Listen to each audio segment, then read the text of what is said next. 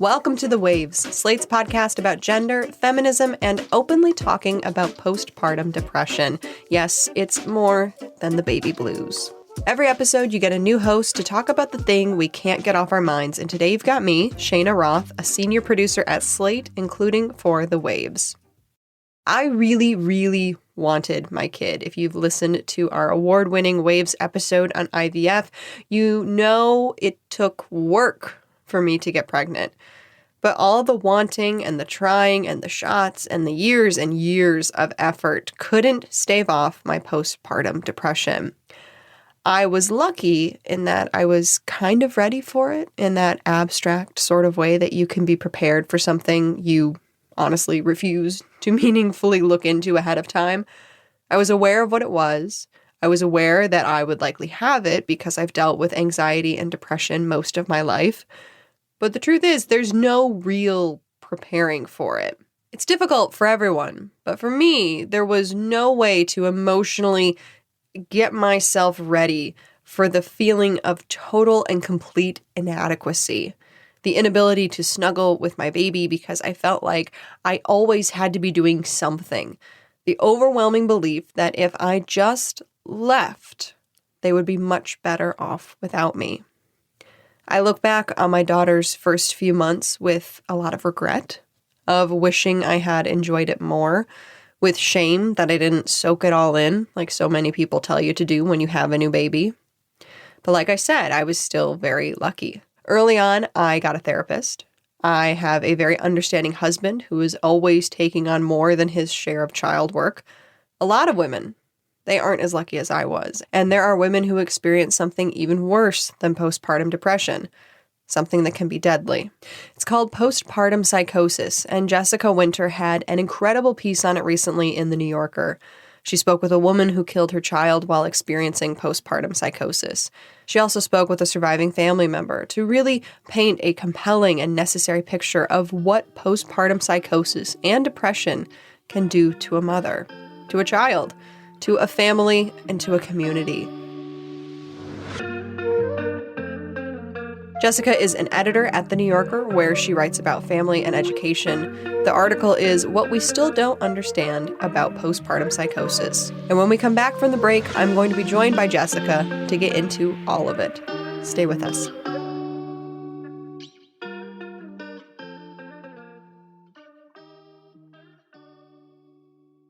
Hey Waves listeners, if you're loving the show and want to hear more, please subscribe to our feed. New episodes come out every Thursday morning, and we've got a lot cooking there for you. So you should check out last week's episode about crank diets and weight loss. We've also been talking about whether or not men should be able to write women. We've talked about menopause. There's a lot there for you to dig into. Hey, Tom Sharpling here, the host of The Best Show. And if you've never heard of The Best Show before, everything you need to know is right there in the title. Each week we put on the best live podcast you're ever going to hear, featuring live callers, celebrity guests, music, plenty of surprises. Who knows what's going to happen? Last month alone, we were joined by Conan O'Brien, Patricia Arquette, Jeff Tweedy from Wilco, Nathan Fielder, Sunan Archives, John Oliver. The list goes on and on. So what are you waiting for? Join us live every Tuesday night on Twitch at 6 p.m. Pacific time, and find us the next day on the Forever Dog Podcast Network and wherever you find podcasts.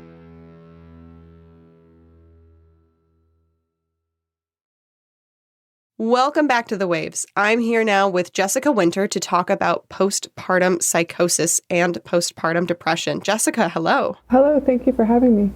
Your piece in The New Yorker is What We Still Don't Understand About Postpartum Psychosis. And the short answer is a lot, but let's start with some things that we do understand. I personally had postpartum depression. A lot of people who give birth get postpartum depression.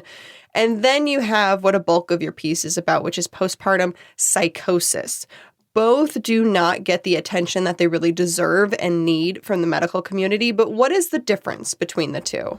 Sure. So we're talking about an umbrella of disorders, postpartum mood and anxiety disorders. The somewhat unfortunate abbreviation is PMADS.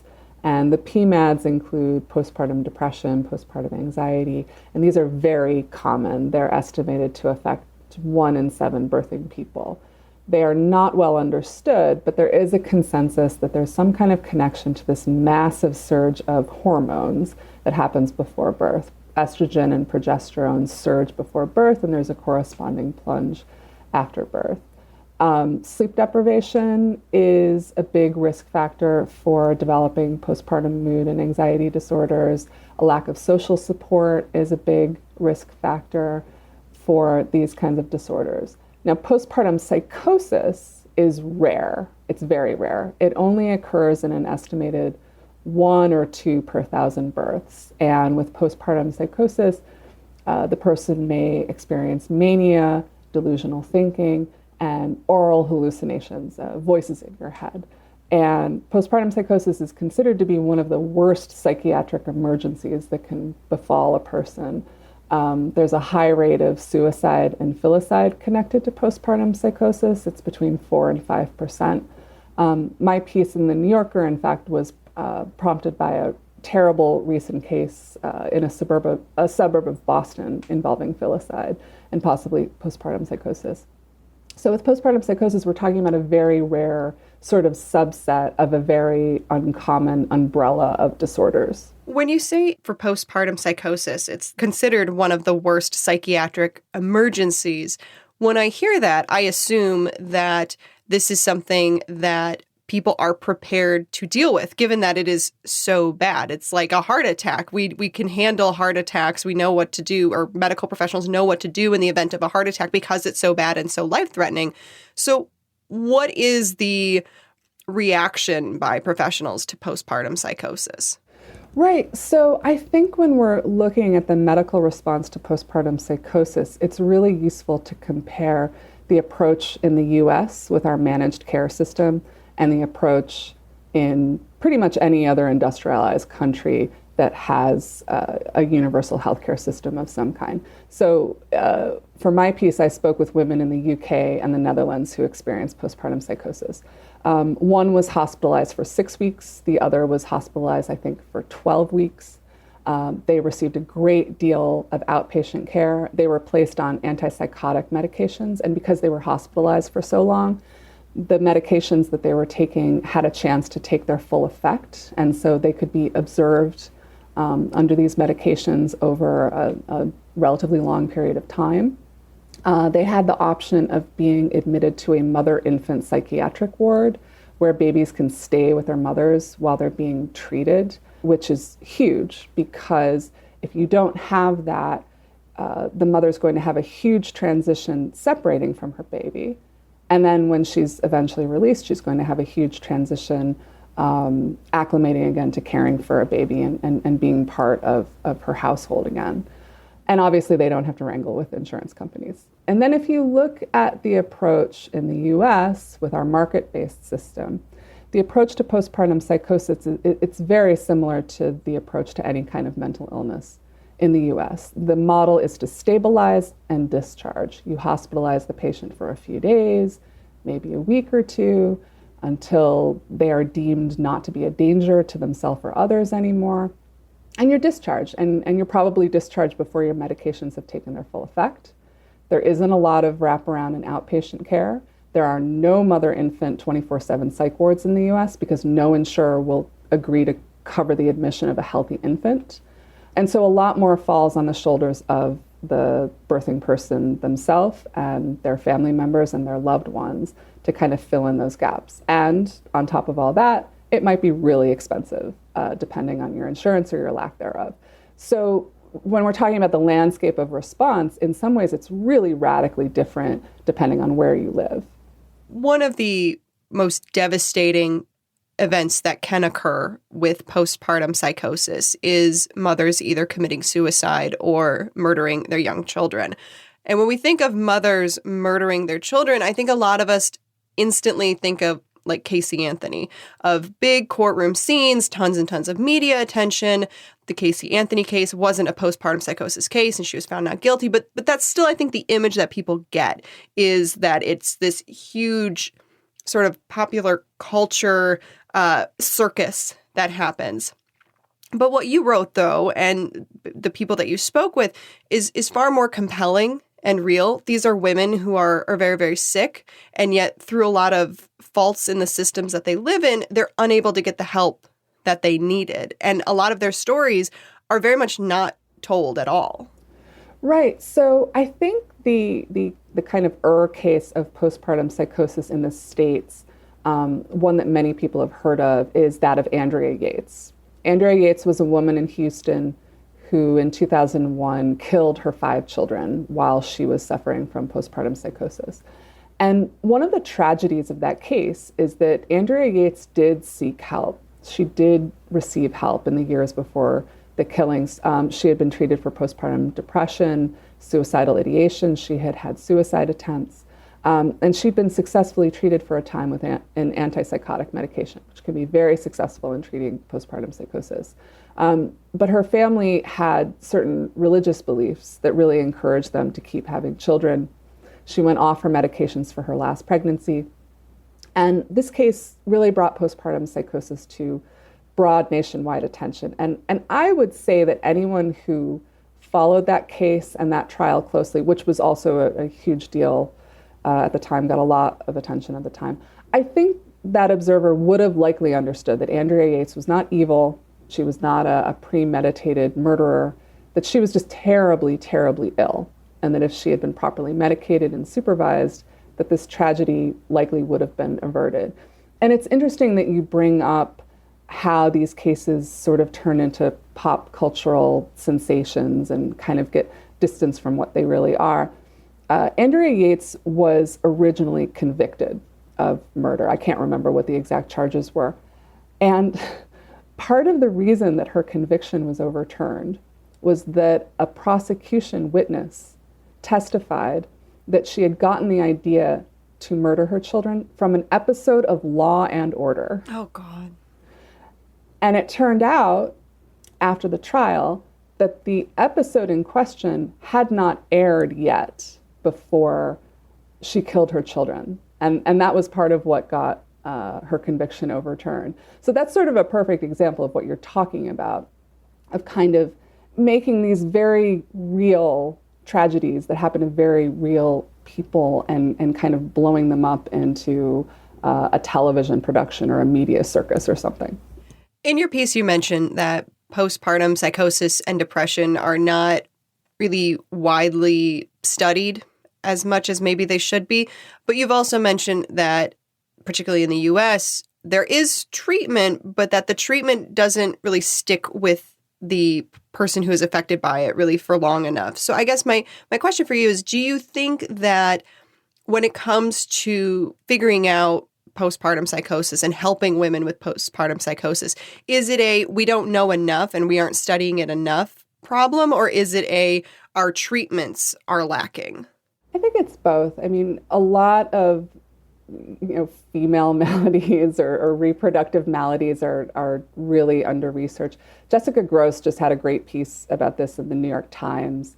And the under researched aspect has to do with persistent systemic sexism, obviously, and also this tendency to kind of pathologize normal stuff like menstruation and childbirth and menopause. It's normal stuff. And there's this tendency to pathologize it or even psychologize pain or psychologize illness when it comes to reproductive health. What I find even more surprising is how little we do with what we do know. And a really big example of this is intrusive thoughts. So intrusive thoughts are unwanted thoughts about harm coming to your infant. The vast, vast majority of birthing people experience intrusive thoughts. And 50% of birthing people have intrusive thoughts of intentionally harming their child. 50%. Now, this is not postpartum psychosis. This is basically a glitch in your brain that is a product of your instinct to protect your child from harm. It is not a warning from your brain that you are a bad parent. But you're not going to know that unless someone you trust, like, for instance, a doctor maybe, explains it to you. And it's not that hard to explain. I just explained it, right? So we have a situation where literally every other patient walking into an OBGYN office or walking into a pediatrician's office after they give birth is experiencing this or is going to experience this, and it's going to mess with them, and it might be exacerbating the anxiety or the depression or the lowness that they're already feeling. And yet, even though 50% of the people walking into their office are experiencing this, OBGYNs and pediatricians are not proactively getting the word out about how common and expected these terrible, frightening thoughts are. And women are left alone with these thoughts to be confused or ashamed about them, rather than being armed with knowledge and understanding from their medical providers. I just feel like that alone, if doctors started talking about this proactively and not waiting for someone to ask about it, because they're ashamed of what they're thinking, I think that alone could do a great service. The AAP, the American Academy of Pediatrics, recommends that pediatricians screen new mothers at their early pediatric appointments. I remember those little sheets where it's got like different, like on a range of like 1 to 5 or 1 to 10, or how many times have you thought about harm? Yeah, I remember those. Yeah, I mean, my kids were born 8 and 6 years ago. I didn't get those. I think maybe they've become more popular since then. I hope they have. Were they helpful to you? No. I mean, it was weird because... Sorry. No, it's okay. I mean, like, I guess it was in a way because it made me sort of check in with myself. Because at the beginning, it's like all doctor's appointments. You have like a doctor's appointment with the pediatrician like 2 days after birth, and then like a week, and then like a month. And it felt like I couldn't wrap my head around like how many times have I been sad, and like how pervasive was it. And then there was always this thing in the back of my head of, if I'm honest, are they going to do something? I'm okay. But if I'm really honest on this thing, I worried that like they would take some sort of action. Yeah, absolutely. And that fear is a justified one, because women have been reported to the police for their intrusive thoughts. CPS has been involved. I don't know how often it happens, but it definitely happens. And you're absolutely right. You're seeing the pediatrician constantly during those first few weeks. You don't see your OBGYN for 6 weeks, which always seemed vaguely scandalous to me.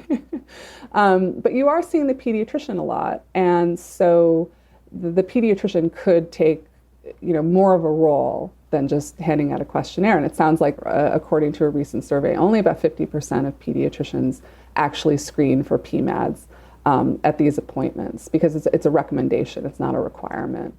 And, some pediatricians say, I'm not the mom's doctor. This is not my responsibility. I'm responsible for the baby. So there is an argument that this should not be placed on their shoulders.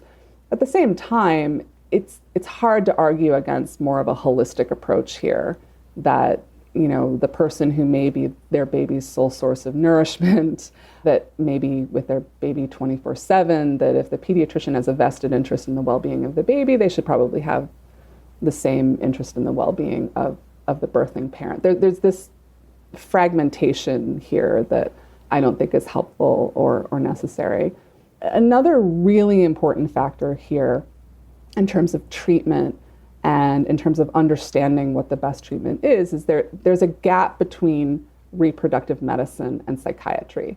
So OBGYN residents, they don't have to do a psychiatric rotation.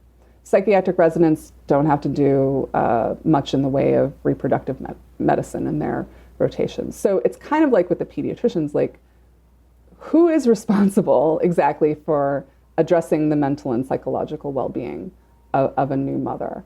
And why are we sort of isolating the birthing parent's mind from their physical state when those two things can't really be untangled?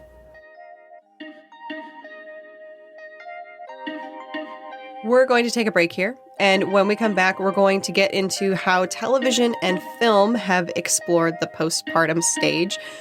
But if you want to hear more from Jessica and myself on another topic, check out our Slate Plus segment, where today we're going to be talking about influencer moms.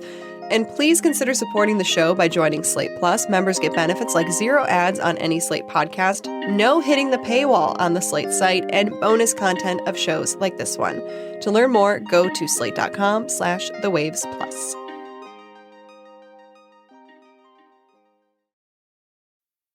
This episode is brought to you by Amazon Prime. Whatever you're into, with Amazon Prime, you can go deep. So if you're all about pop right now, you could watch pop documentaries on Prime Video, discover pop playlists on Amazon Music Prime. And if you're really serious, order a rhyming dictionary with fast free shipping from Prime. From shopping to streaming to saving, it's on Prime. Visit Amazon.com/Prime to get more out of whatever you're into. Priceline presents Go to Your Happy Price. What's up? It's Kaylee Cuoco. When it comes to travel, we all have a happy place. You can see yourself already there. It's beautiful. It might be sunny and sandy for some, neon and urban for others, deserts or rainforests or hiking trails. With Priceline, you can get to your happy place for a happy price with deals you really can't find anywhere else. Like up to 60% off select hotels to Costa Rica or 5-star hotels for 2-star prices in Cabo. Go to Priceline.com and travel to your happy place for a happy price. All right, see ya. I'm off to Miami. No, actually, wow, look at that. No, I'm going to Hawaii now. Ooh, Cancun looks nice. You know what? Belize looks pretty nice this time of year. Or, Palm Springs. Go to your happy place for a happy price. Go to your happy price, Priceline. Hey, Jeff Probst here, host and executive producer of Survivor. To celebrate the 44th season of our show, we launched an official Survivor podcast called On Fire with me, Jeff Probst.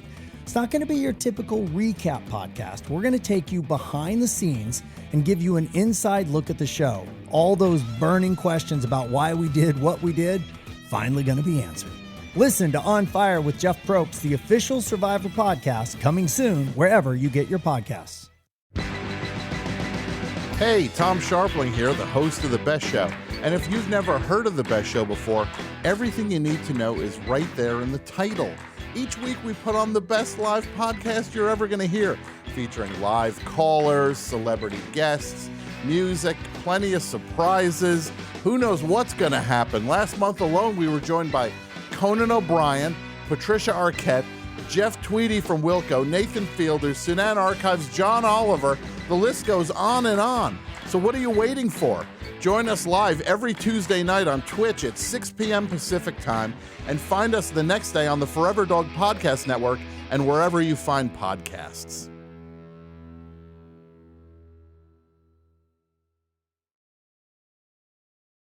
Welcome back to The Waves. I'm Cheyna Roth, and I'm here again with New Yorker editor Jessica Winter.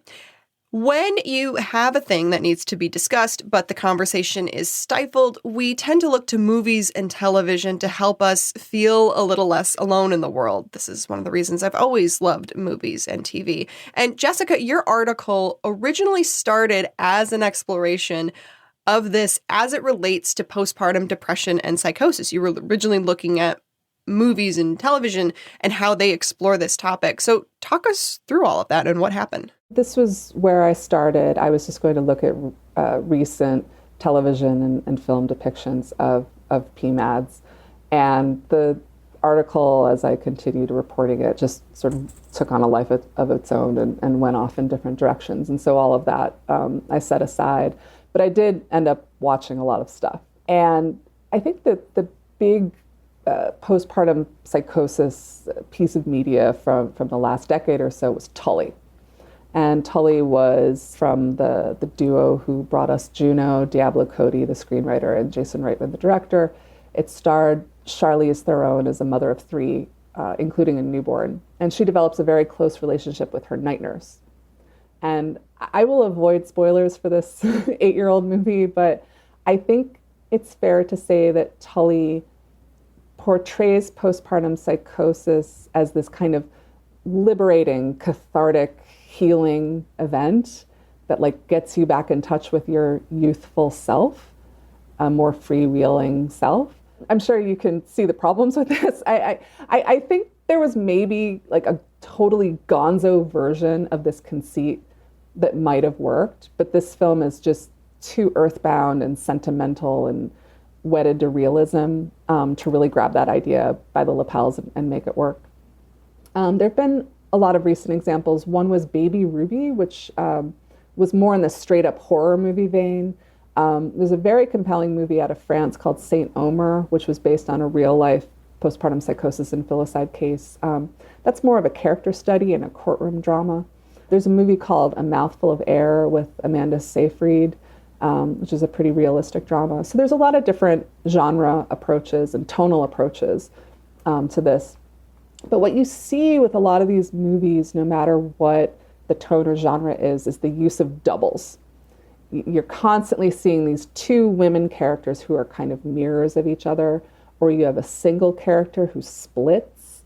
And what both of those are obviously conveying is that the woman overtaken by a postpartum mood disorder, the woman overtaken by postpartum psychosis, she is no longer herself, right? She becomes a different person, or she splits into two people. She absents herself from her true self, right? Or the illness does that. And that makes a lot of sense dramatically. Like, postpartum psychosis is so scary and extreme. It makes sense to apprehend it in fiction as like a supernatural event or a demonic possession or something.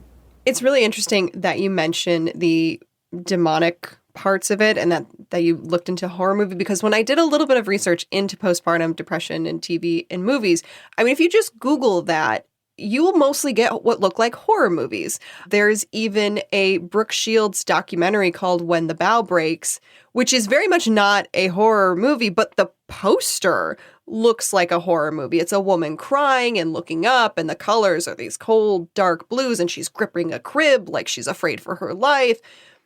And there's also this thriller about a surrogate mom with the same title. There's also a Martin Sheen movie about a serial killer of children that's also called When the Bough Breaks. I mean, it's really interesting that particular title especially is very much linked to horror movies. What do you make of culture using this for a horror genre movie?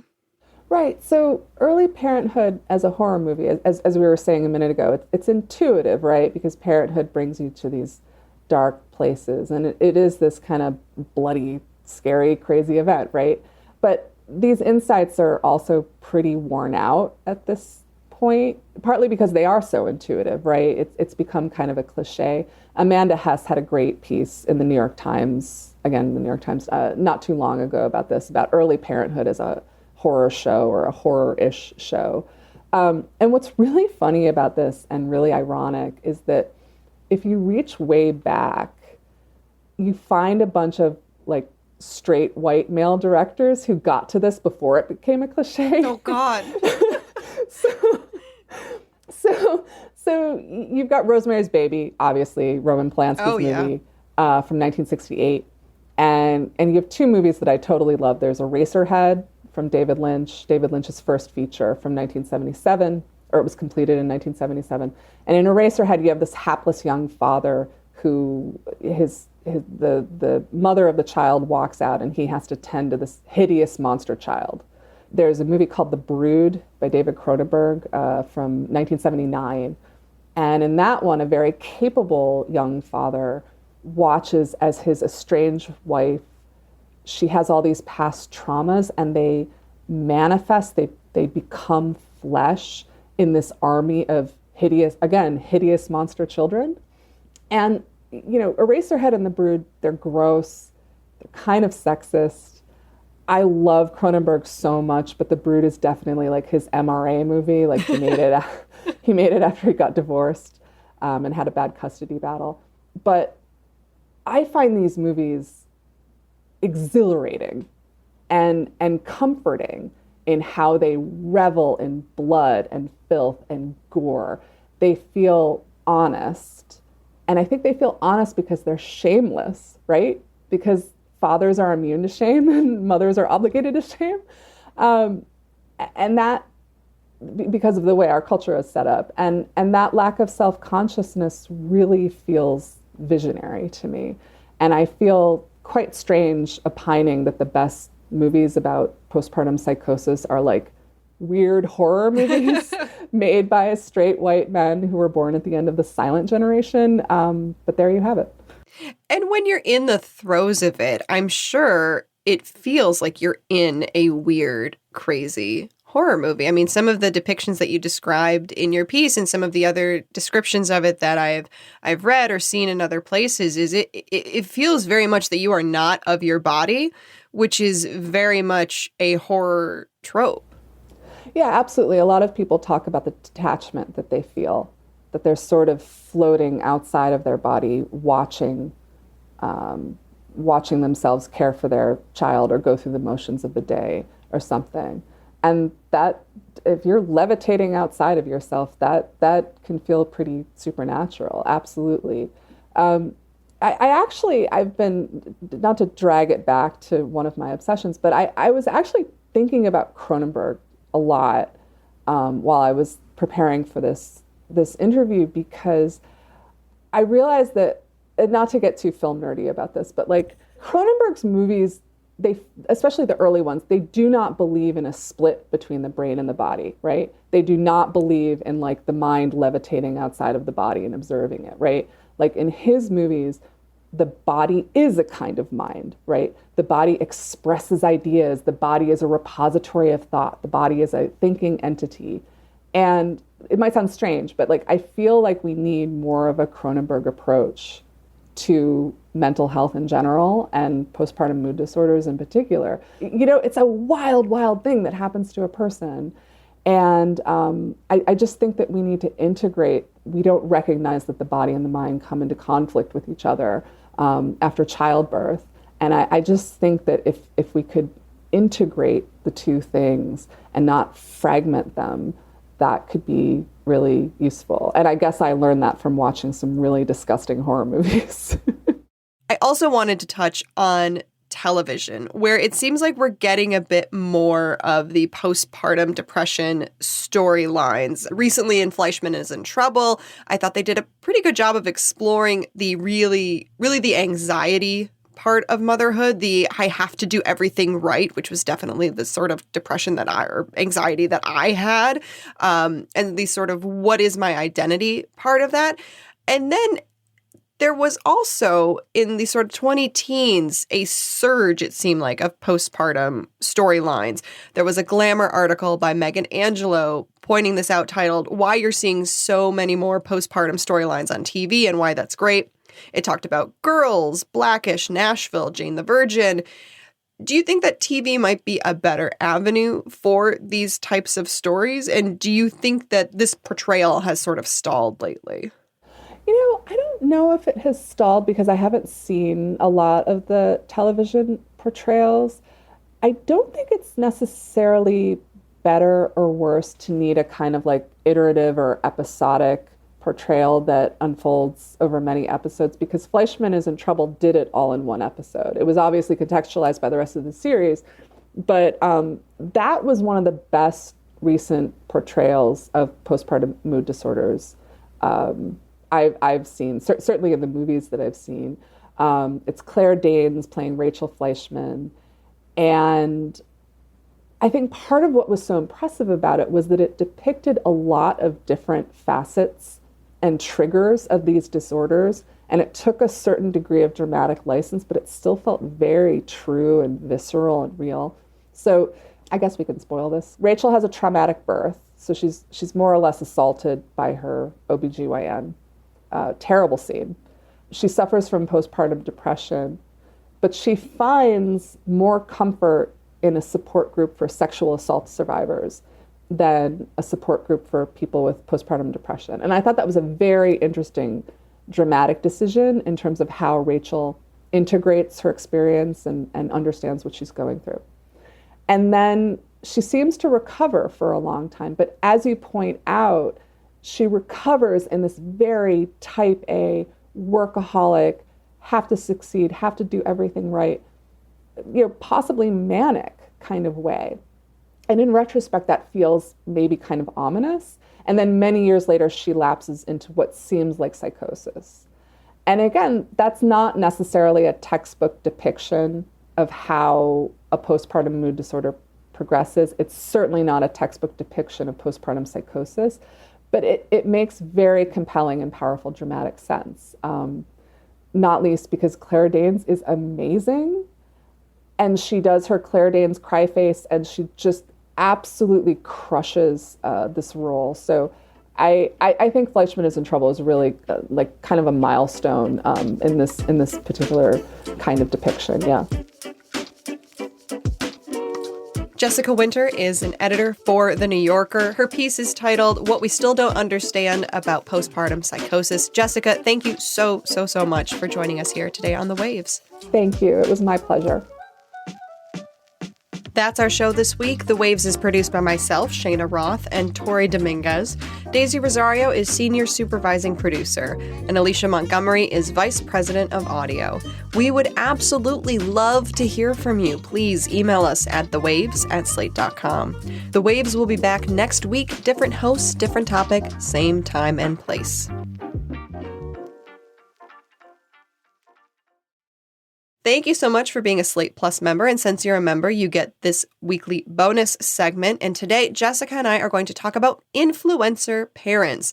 This was really a great month so far in parenting articles, sort of from all directions. Jessica, there was your incredible piece.